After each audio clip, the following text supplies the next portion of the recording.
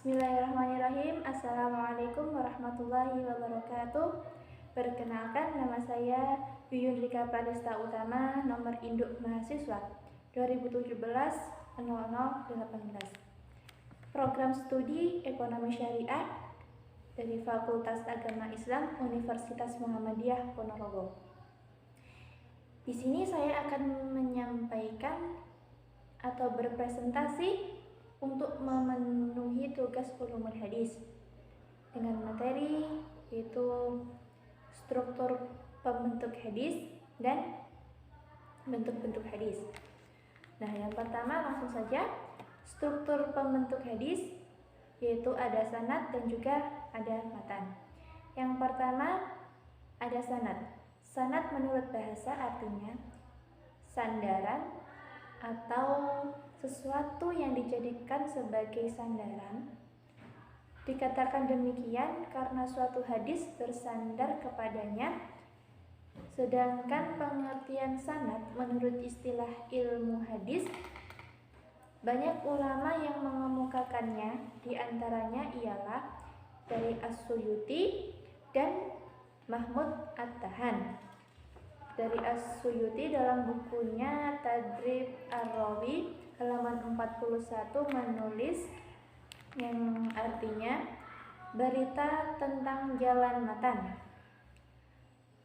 Dan Mahmud At-Tahan mengemukakan sanadnya yang artinya mata rantai para perawi hadis yang menghubungkan sampai kepada matan hadis.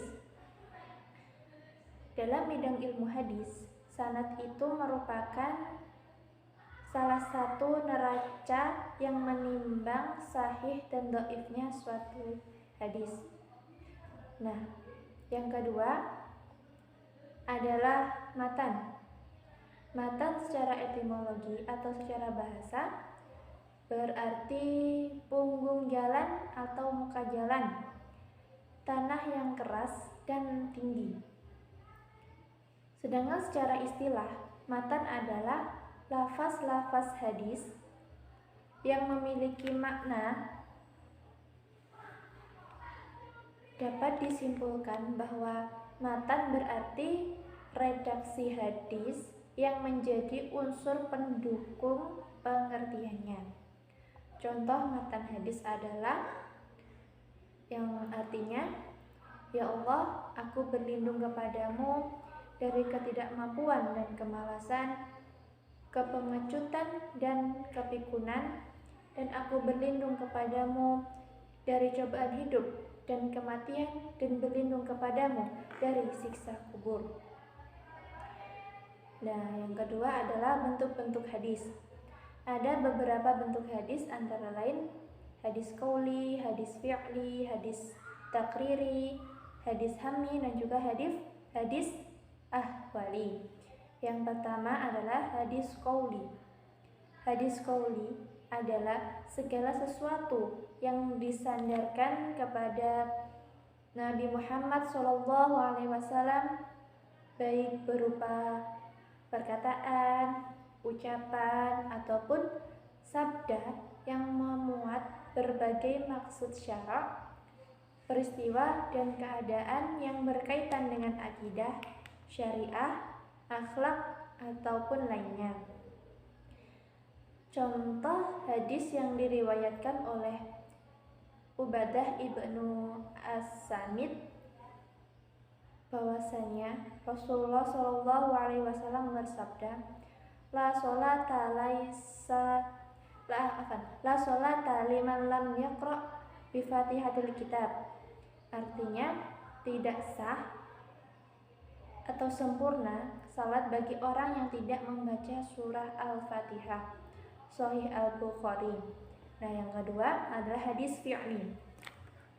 Hadis fi'li ialah hadis yang menyebutkan perbuatan Nabi Muhammad SAW yang sampai kepada kita.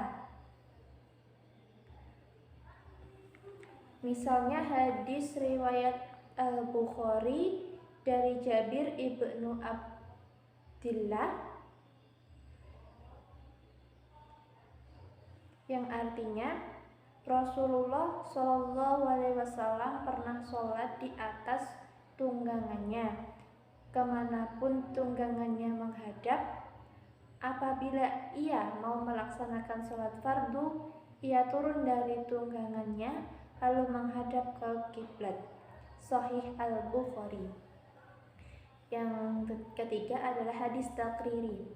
Hadis takriri adalah penetapan atau takririyah, yaitu perkataan atau perbuatan tertentu yang dilakukan oleh sahabat di hadapan Nabi Muhammad atau sepengetahuan beliau, namun beliau diam dan tidak menyanggahnya, dan tidak pula menampakkan persetujuannya atau malahan menyokongnya atau menyetujuinya. Hadis Hammi. Hadis Hammi di sini adalah hadis yang menyebutkan tentang keinginan Nabi Muhammad SAW yang belum sempat beliau realisasikan, seperti halnya keinginan beliau untuk berpuasa pada tanggal 9 Asyura. Nah, yang terakhir adalah hadis ahwali. Hadis ahwali adalah hadis yang menyebutkan hal ihwal Nabi SAW yang menyangkut keadaan fisik, sifat-sifat, dan kepribadian beliau. Contohnya perkataan Al-Bara Ibnu Azib sebagai berikut, yang artinya Rasulullah SAW adalah manusia memiliki sebaik-baik rupa dan tubuh, kondisi fisiknya tidak tinggi dan tidak pendek. Sahih Al-Bukhari. Jadi kesimpulannya, hadis adalah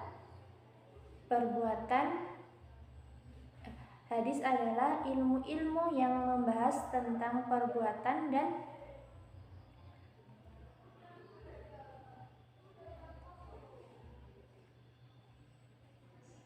kepribadian beliau.